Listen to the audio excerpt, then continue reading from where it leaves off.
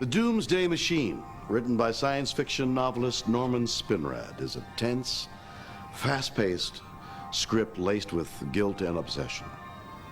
Commodore Decker of the USS Constellation is a man of strength, a true leader, very similar to Captain Kirk, but one difference. He made a fatal error, a painful legacy to live with, and he'll attempt to rewrite history by facing the Doomsday Machine. It was a job. It was a job. It was a job. I think I got the part because I looked good in the bearskin. Just a little bit more animosity than the average show in those days. When we read the script, at least speaking for myself, it really looked like somewhat of a dud. It was like a party for me. And I thought, all right, fine, I'm making my money, I'm guest starring, and I'm out of here. It was pretty much like going to any other job. Well, who's got the best dressing room? Who's got the highest chair? Who has to come in last? Who It was fun for me. That's what I remember most of all, that it was great fun, and they were paying me for this, you know, and billing me as a guest star. I like that very, very much.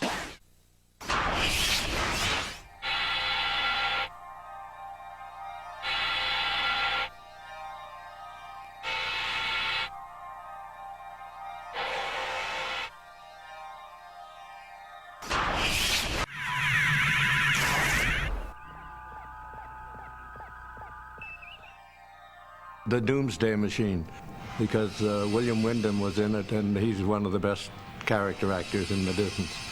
You know, terrific guy. You're the lunatic who's responsible for almost destroying my ship? Mark Daniels was our director. I got along very well with him.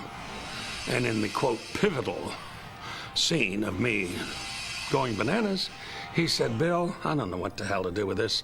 Turn the chair around, sit in it, look into the lens, and I'm going to go have a smoke. Attack that thing. Help yourself. Isn't that a nice director?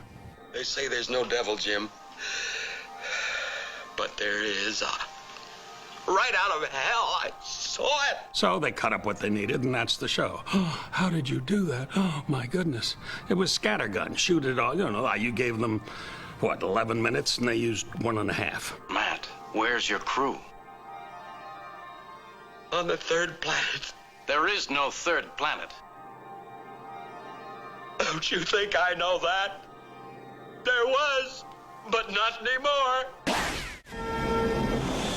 The disturbed Commodore Decker was played by character actor William Wyndham, quite a familiar face to television audiences of the 1960s and 70s. Remember The Farmer's Daughter and My World and Welcome to It? Now, on the blooper side of things, listen closely to Scotty. His Scottish lilt mysteriously vanishes as he says, 30 seconds later, poof, his Scottish accent. Poof. What happened to your crew? Oh, I had to beam them down. Oh, we were dead. No power or phasers, useless. I stayed behind. Last man, captain, last man aboard the ship. That's what you're supposed to do, isn't it?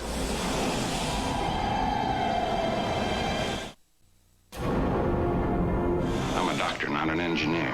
I'm a doctor, not an escalator. I'm a doctor, not a bricklayer. I'm a doctor, not a mechanic. I'm not a magician, Spock, just an old country doctor. You're watching Star Trek on the Sci-Fi Channel.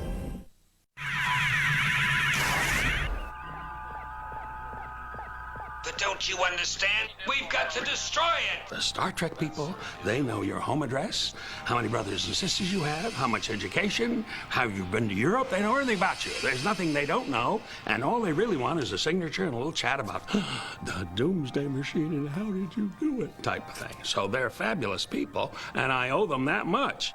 You're bluffing. Vulcans never bluff. No. No, I don't suppose that they do. Well, I would have been more smart aleck than I already am back in the old days about it. I used to make fun of them. I'd say, what are you? Come on. I did like Shatner. Get a life. You can't let him do this. Doctor, you are out of line. So are you, sir. But he didn't do that anymore, and I don't either. Not that I have the financial reasons he does, but you've got to have respect for people no matter what their interests are. Fire! I'd say it was an exciting TV show. If you liked it, I can tell you it was fun to make. I've been prepared for death ever since I since I killed my crew. I wish they'd let Matt Decker live instead of his dumb son, and I could have gone on and had a whole career of it, but I didn't, and I'm glad you remembered the one show, and here's my... You don't want my autograph, here's the, you know. He's gone. Obsession and guilt, a fatal combination.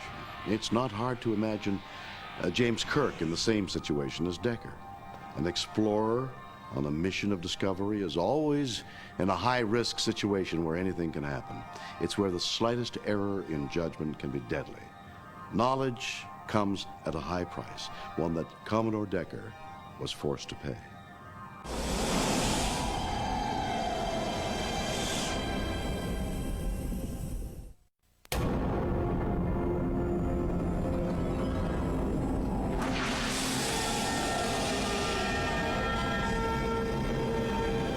The Soviet Union developed atomic arms soon after, and the fear of nuclear war shaped the society of the 1950s and 60s.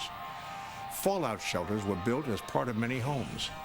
Children were taught to duck and cover in case of an attack. The idea of a limited war had America believing that surviving a nuclear war was possible. As the weapons grew stronger and stronger, it became apparent that both superpowers had the capability to destroy the world many times over. A limited war was an illusion. Scientists invented the idea of the Doomsday Clock, a measure of how close mankind was to ultimate destruction. They set the hands at a few minutes to midnight. In other words, Doomsday. William Wyndham plays Commodore Decker in The Doomsday Machine. His convincing performance of a commander destroyed by the deaths of his crew is both riveting and touching.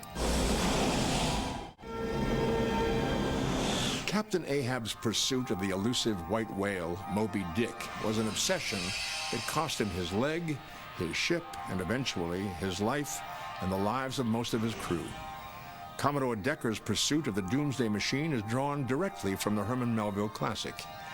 It's not the last time that Star Trek would draw inspiration from this literary work. Star Trek II, The Wrath of Khan, drew heavily from Moby Dick in many ways. Khan's obsession would prove as deadly as both Ahab's and Commodore Decker's.